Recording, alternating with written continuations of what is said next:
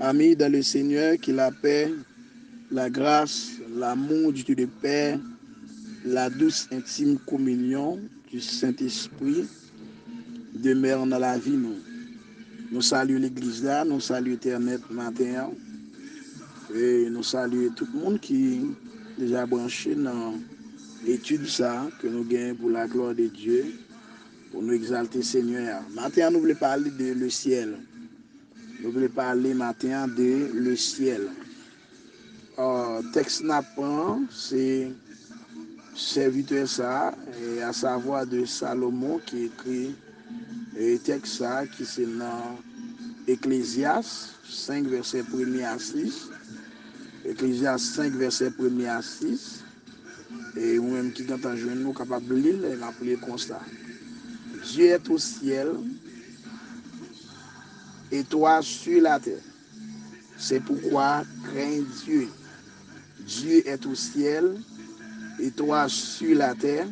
C'est pourquoi crains Dieu. Bon Dieu dans le ciel là, et ou même sur la terre, c'est pour nous, bien craintifs pour bon Dieu.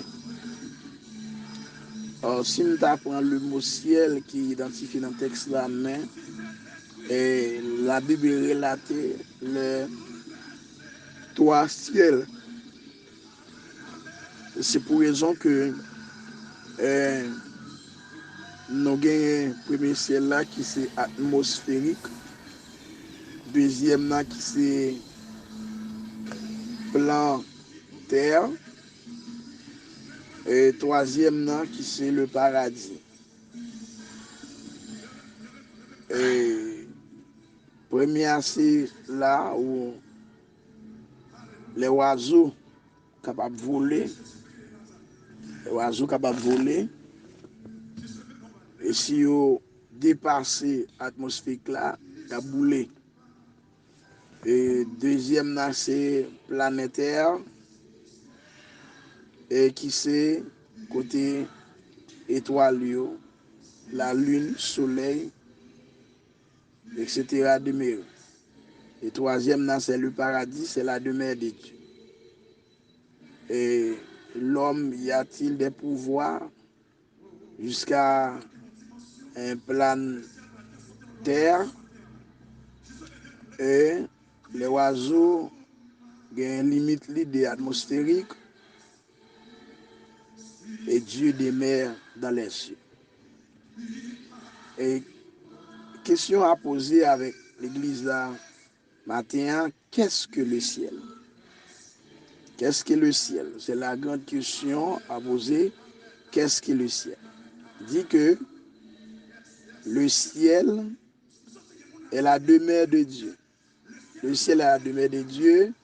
Et quand il s'agit, on parle que le ciel est la demeure de Dieu, on voit typiquement en parlant que dans Job chapitre 22, on lit pour nous, Job chapitre 22, le verset 12, et l'autre monde lit pour nous Deutéronome 26, verset 15.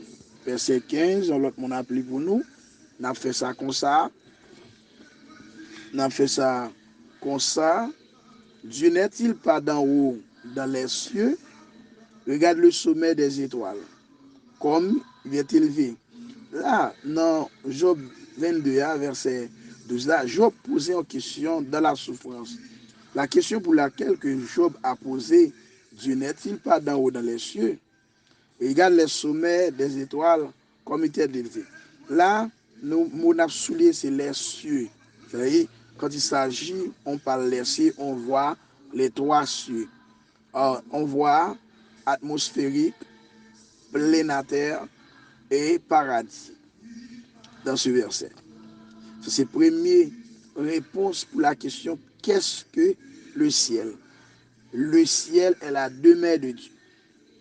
On peut demander dans quel verset on dit que Job chapitre 22, le verset 12 et Deutéronome 26, le verset 15. Deuxièmement, le ciel est la chambre du trône de Dieu. Le ciel est la chambre du trône de Dieu. Il y a une question? Ok. Alors, le ciel est la chambre du trône de Dieu.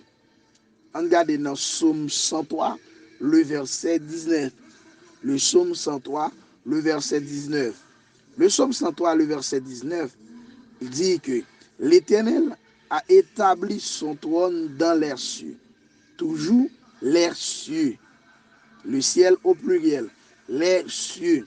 Et son règne domine sur toutes choses. Et vous êtes capable de garder dans Ésaïe 66 là, le verset premier. Bon Dieu établit trône dans le ciel et li a dominé sous toute bagaille. C'est-à-dire que Dieu n'a pas limite dans les cieux. Il y a un auteur qui chantait dans les cieux et sur la terre. Les non plus doux. Là, troisièmement, qu'est-ce que le ciel? Le ciel est l'endroit de la gloire de Dieu. Et le mot très fort, c'est la gloire de Dieu. Dans le livre Daniel chapitre 7, le verset 9 à 10, et Actes chapitre 7, le verset 55. N'appli dans Daniel chapitre 7 là, le verset 9 à 10. Je regardais pendant que l'on plaça des trônes, et l'ancien des jours s'assit, son vêtement était blanc comme la neige, et les cheveux de sa tête étaient comme des laines pures. Son trône était comme des flammes de feu, et les rouilles comme un feu ardent. Un fleuve de feu coulait et portait devant de lui 1000 milliers le serviteur, et 10 000 millions se tenaient en sa présence. Là, dans sa présence, il s'écrit gloire, gloire, gloire, gloire. Et là, ouais, toute quantité de personnes ou bien des personnages qui devant le trône de la gloire de Dieu. C'est pour ça qu'on dit que le ciel est l'endroit de la gloire de Dieu. Or, quatrièmement, le ciel est la demeure de ceux qui sont morts justes. Le ciel est la demeure de ceux qui sont morts justes. Le ciel est la demeure de ceux qui sont morts justes. On dit ça, le ciel est la demeure de ceux qui sont morts justes, ou bien les croyants. Dans 2 Corinthiens 5 là, le verset premier, on nous garde le texte là avec en pile attention. Dans 2 Corinthiens chapitre 5 là, le verset premier, il est avec en pile attention pour nous. L'auteur a exprimé là, pour Paul exprimer pour le dire, nous savons en effet que si cet temple où nous habitons sur la terre est détruit, nous avons dans le ciel un édifice qui est l'ouvrage de Dieu. Une demeure éternelle qui n'a pas été faite de main d'homme. Relis texte pour eux. Nous savons en effet que si cette terre tente où nous habitons sur la terre est détruite, nous avons dans le ciel un édifice qui est l'ouvrage de Dieu, une demeure éternelle qui n'a pas été faite de main de l'homme. Là, constatez bien l'verset A.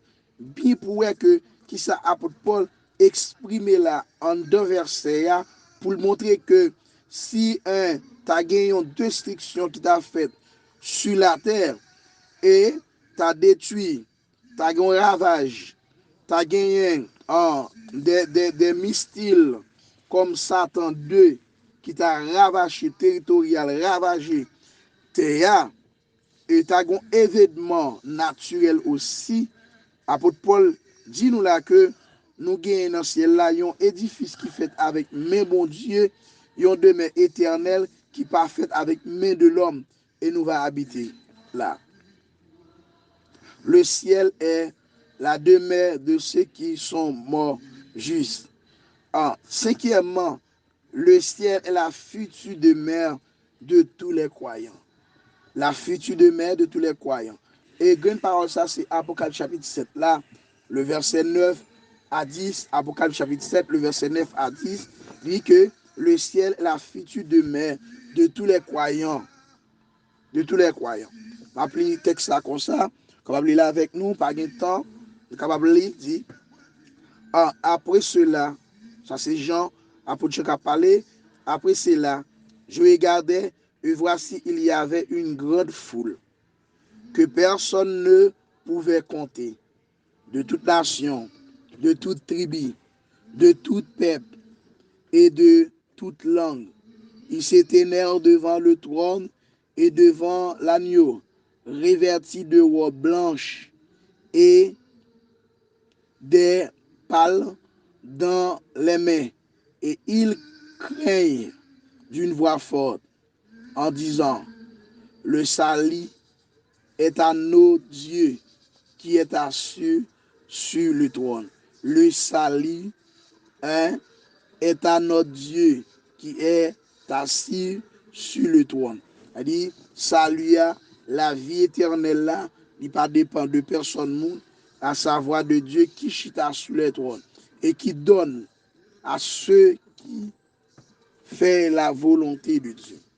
Alors, la première question nous avons posée dans ce texte, qu'est-ce que le ciel? On dit que le ciel est la demeure de Dieu. On dit, deuxièmement, le ciel est la chambre du trône de Dieu.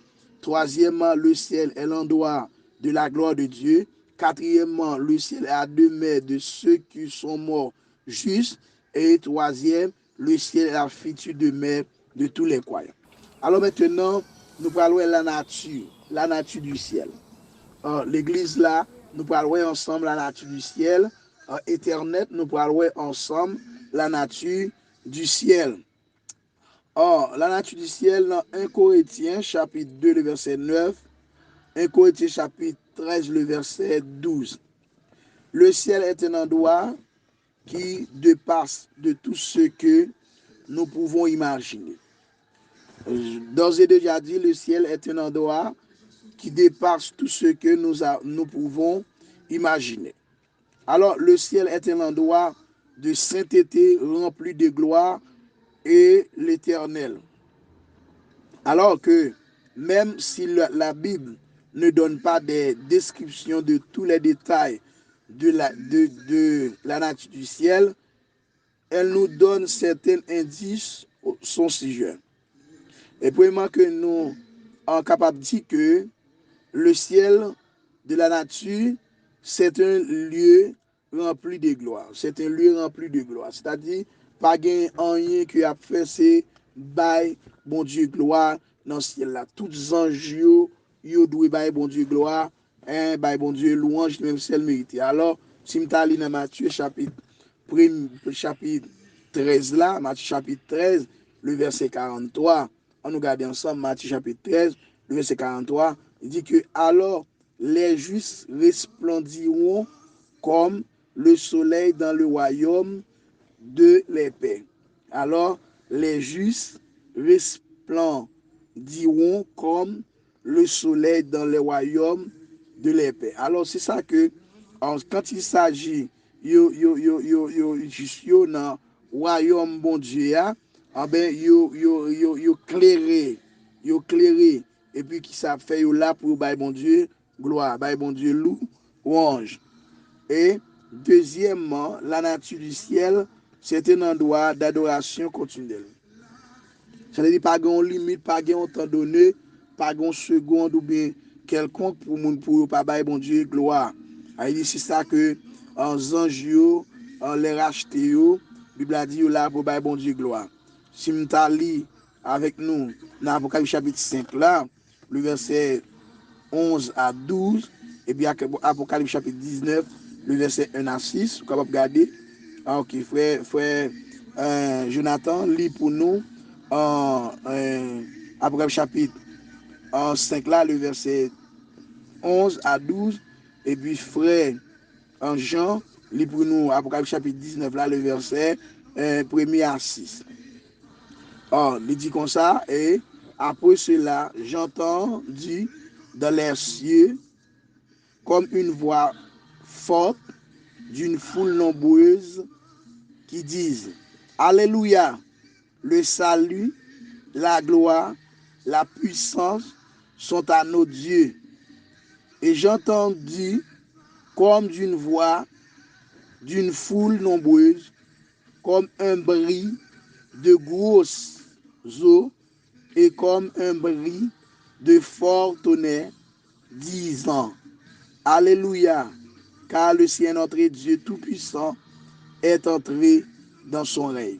Là, vous constatez que tout genre de paroles, c'est des cantiques d'adoration, adorer bon Dieu et continuellement sans arrêter. Et pendant nous-mêmes, nous sous théâtre, nous devons bailler bon Dieu gloire continuellement, non seulement dans l'assemblée, mais aussi dans le travail, dans le jardin, dans la communauté, à la maison, en quelconque, en voiture, en omnibus, en quelconque, tout côté, on doit toujours continuer par bon Dieu, gloire. Dans la nature du ciel, troisièmement, c'est un lieu éternel. Dans la nature du ciel, troisièmement, c'est un lieu éternel. Éternellement, c'est un lieu éternel dans la nature du ciel. C'est un lieu éternellement. Alors, quand il s'agit on parle, c'est un lieu éternellement. On a 2 Pierre, chapitre 1er, verset 11, et 1 Pierre, chapitre 1er, verset 4. 1 Pierre, chapitre 1er, verset 4, et 2 Pierre, chapitre 1er, verset 11, dit que c'est ainsi, en effet, que l'entrée dans le royaume éternel de notre Seigneur et Sauveur Jésus-Christ vous sera pleinement d'accordé. Ou bien accord, un lieu ça, c'est un lieu éternel, éternel, et la nature du ciel est encore quatrièmement, c'est un endroit qui n'a pas été touché par le mal. C'est-à-dire que le ciel, c'est un endroit qui n'est pas touché par aucun mal. Il n'y a aucun mal qui fait dans le ciel, il n'est pas touché de là. Gloire à Dieu, alléluia. Dit que dans Apocalypse chapitre 21, le verset 27 là, Apocalypse chapitre 21, le verset 27, et Éphésiens 5, verset 5, après dit encore, Apocalypse 21, le verset 27, Éphésiens 5, verset 5. On appelle le constat, il n'entrera chez elle rien de souillé, ni personne qui se livre à l'abomination et au mensonge. Il n'entrera que ceux qui sont écrits dans le livre de vie de l'âme. Pas rien qui sale, qui est capable d'entrer dans le ciel là, ni à une personne qui livre une abomination, qui livre un mensonge, il ne peut pas entrer dans le royaume des cieux. Et c'est mon qui est écrit dans le livre là, Yoa, qui a bien droit pour entrer dans le ciel là. Le livre de l'Apocalypse décrit qui descend dans la nouvelle Jérusalem du ciel. Dit que comment caractéristique là, comment le peut aller, en pas gagner nuit dans la nouvelle Jérusalem du ciel, dans la nouvelle Jérusalem du ciel, et il ne va pas parler de Jérusalem en terrestre là, mais il n'a pas de Jérusalem du ciel. Dit que le livre Apocalypse décrit qui descend dans la nouvelle Jérusalem du ciel, c'est un lieu saint qui s'allie. Dans Apocalypse chapitre 22, verset 5, il décrit que dans la nature ciel là lui-même, il n'y a pas de nuit. Il n'y a pas de la nuit. Et deuxièmement, dans même Apocalypse 22, verset 3, il dit qu'il n'y a pas de ça, malédiction. Dans Apocalypse 21, verset 4 là, il dit pas de douleur. Pas de douleur. Dans Apocalypse chapitre 21, le verset 4 là encore, il dit pas de l'âme de chagrin. Et dans Apocalypse 21, verset 4 encore, il relate encore, il dit pas gagner là, la mort va finir. La mort va finir. C'est parce que la nature du ciel est un produit de la nature de Dieu. Puisque le ciel est une pleine manifestation de la présence et de la nature de Dieu, c'est un endroit de sainteté rempli de gloire et éternel. Ici, un lieu qui est saint, qui est rempli de gloire et puis qui est éternel. Nous en relation nous avec le ciel. En tant qu'humain, en tant que serviteur, qui a servi bon Dieu, qui a baillé bon Dieu gloire, qui a exalté bon Dieu, on nous garder en relation nous en nature du ciel. Nous dit comme croyants, nous vivons maintenant dans nos vies dans une relation spéciale avec le ciel parce que, premièrement, qui ça fait nous vivre relation ça avec Dieu? Nous appartenons au ciel. Nous appartenons, c'est un bagage qui appartient, un bagage qui dépend de un bagage qui fait ça veut dire qui partager entre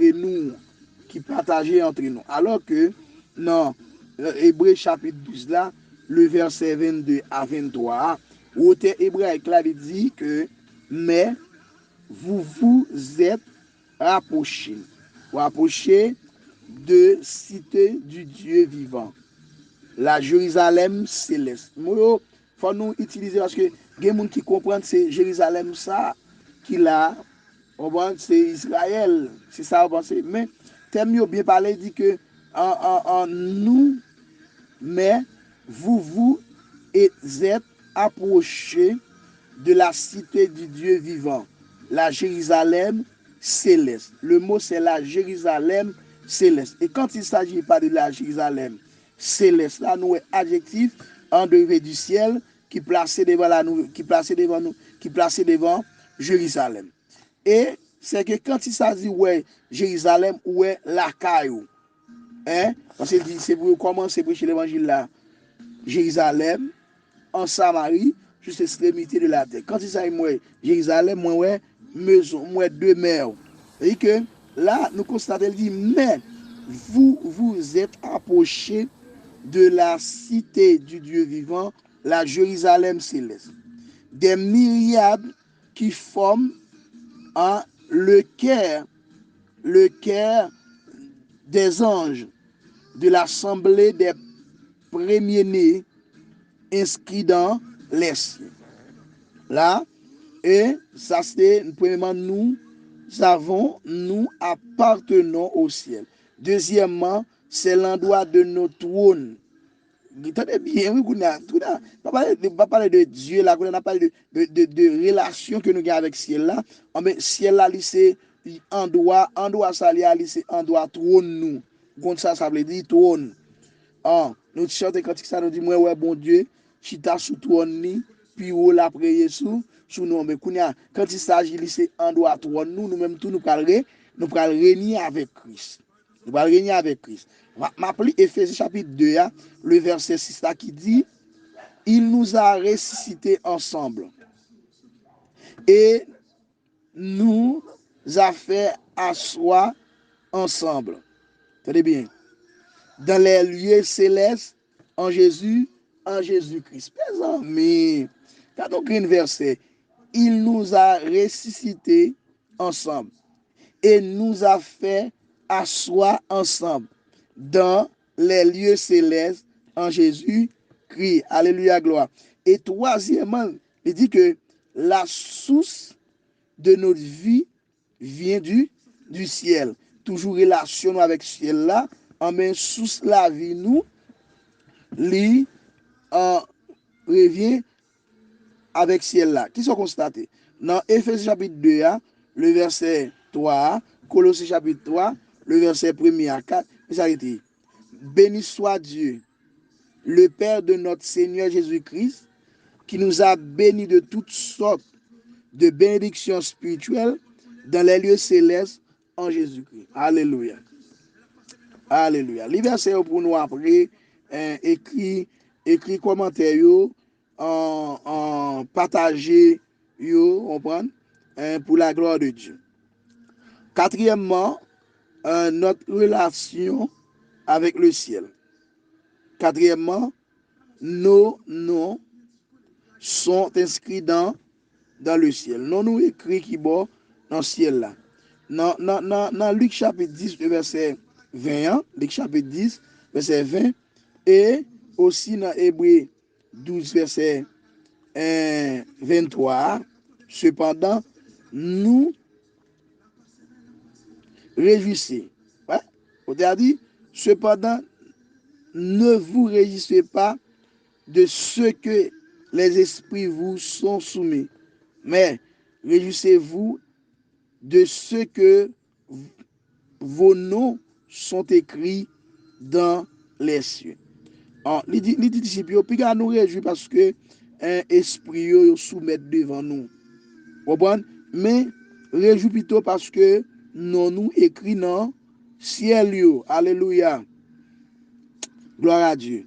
Dans relation nous avec ciel là, dans 5e partie, nous avons été envoyés par celui qui habite dans le ciel. Nous été envoyés par qui est? Par monde qui est dans le ciel là. À savoir de qui est? À savoir de Jésus-Christ. Alléluia. Ouais, mais ils ne sont pas du monde comme moi. Je ne suis pas du monde. Comme tu m'as envoyé dans le monde, je les ai aussi. Alléluia. Envoyés dans le monde. Dans Jean chapitre 17 là, le verset 6 à 12 là, même Jean papa li pas même Jean petit là li pas dans le monde là, ben nous même tout nous pas dans le monde là. Qui ça le fait? Li envoyé nous. Même Jean papa te voyé là, lui même tout li voyé nous. C'est dans Jean chapitre 17 là, le verset 16 à 18 et puis Décoïti chapitre 5 le verset 20. Alléluia.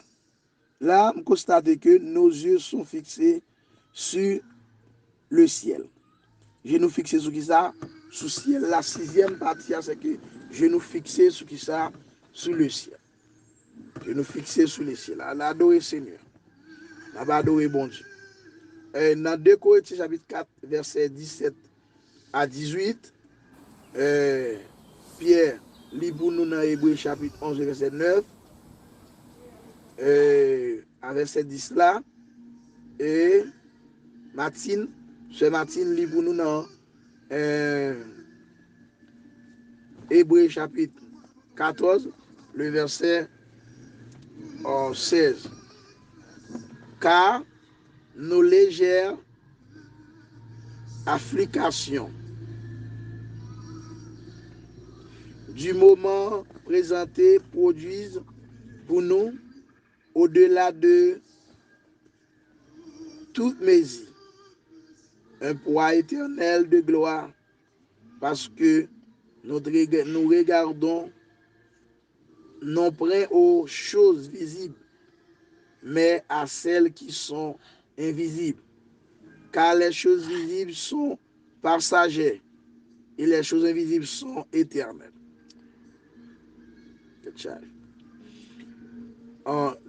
Septième relation nous gagnons avec le ciel là, c'est que notre trésor est dans le ciel. Trésor nous lit dans le ciel là. Dans Matthieu 6 là, verset 19 là à 21, et 1 Pierre, premier verset 1 à 4 là, ça dit: béni soit Dieu le Père de notre Seigneur Jésus-Christ qui, selon sa grande miséricorde, nous a régénérés pour une expérience vivante par la résurrection de Jésus-Christ d'entre les morts, pour un héritage qui ne se peut ni corrompre, ni souiller, ni flérir, lequel vous est réservé dans les cieux. J'ai allé un petit peu plus rapide pour nous capables de terminer parce que Léa est déjà arrivé sous nous en 30, nous devons aussi poser remettre. Nous sommes appelés à aller au ciel. Alléluia. Et huitième relation nous avec ciel là, nous sommes appelés à aller au ciel. Dans Philippiens 3, verset 13 à 14, mais je fais une chose, oubliant ce qui est en arrière et même portant vers ce qui est en avant, je cours vers le but pour remporter le prix de la vocation céleste de Dieu en Jésus-Christ. Amen. Non, en Jean chapitre 14 là, le verset 1er à 3, qui ça le dit lui-même, Jésus lui-même, avant de retour au ciel, a fait une promesse spéciale pour chacun de croyants. Que vos cœurs ne se troublent point. Croyez en Dieu, croyez en Jésus-Christ. Il y a plusieurs demeures dans la maison de nos pères. Si cela n'était pas, je ne vous l'aurais dit. Je vais vous préparer une place. Et lorsque je m'en serai allé et que je vous aurai préparé une place, je reviendrai et je vous préparerai avec moi, afin que là où je suis, vous y soyez aussi. Alléluia. Maintenant, que question de gain pour nous te poser, c'est qu'est-ce que le ciel? Tu dis que le ciel est la demeure de Dieu. Tu lis dans Job chapitre 22, le verset 12, et Deutéronome 26, le verset 15. Tu dis que il y a le premier ciel là qui c'est atmosphérique, deuxième là qui c'est planétaire, et troisième là qui c'est paradis. Nous gagnons troisième ciel là, c'est dans 2 Corinthiens chapitre 11 à 30, et premier avec deuxième là, lui-même, c'est dans 2 Pierre chapitre 3, le verset 10 soit venu. Puis après ça, on parle, on dit, le ciel est la demeure de Dieu, par rapport aux questions déposées là. Et deuxièmement, le ciel est la chambre du trône de Dieu. Troisièmement, le ciel est l'endroit de la gloire de Dieu. Quatrièmement, le ciel est la demeure de ceux qui sont morts justes. Cinquièmement, le ciel est la future demeure de tous les croyants. Et après ça, encore, nous avons la nature du ciel. Dans la nature du ciel, nous avons c'est un lieu rempli de gloire. Deuxièmement, c'est un endroit d'adoration continuelle. Troisièmement, c'est un lieu éternel. Quatrièmement, c'est un endroit qui n'a pas été touché par le mal. Et nous te dit que en dedans, nous te joignons que dans la Nouvelle Jérusalem du ciel là, c'est un lieu sans nuit, sans malédiction, sans douleur, sans larmes, sans chagrin, sans la mort. Et nous avons une relation nous avec le ciel, notre relation avec le ciel. Premièrement, nous appartenons au ciel. C'est l'endroit de notre trône. Troisièmement, la source de nos vies vient du ciel. Quatrièmement, nos noms sont inscrits dans le ciel. Et cinquièmement, nous avons été envoyés par celui qui habite dans le ciel. Sixièmement, nos yeux sont fixés sur le ciel. Septièmement, notre trésor est dans l'air, dans le ciel. Huitièmement, nous sommes appelés à aller au ciel. On nous ferme les yeux nous pour nous la prière, pour nous capables de terminer dans l'occasion ça. Je m'engage aujourd'hui à placer mes yeux sur les choses du ciel et non sur les choses dans ce monde. Je me rends compte que ma vie sur la terre est seulement temporaire, donc je vais vivre selon les priorités établi par cette vérité. Je partageais avec d'autres la bonne nouvelle concernant la merveilleuse demeure éternelle que Jésus offert à tous ceux qui croient en lui. Amen. Amen. Que bon Dieu bénisse nous. Que bon Dieu bénisse nous. Que bon Dieu garde nous. Ciao. Que bon Dieu avec nous.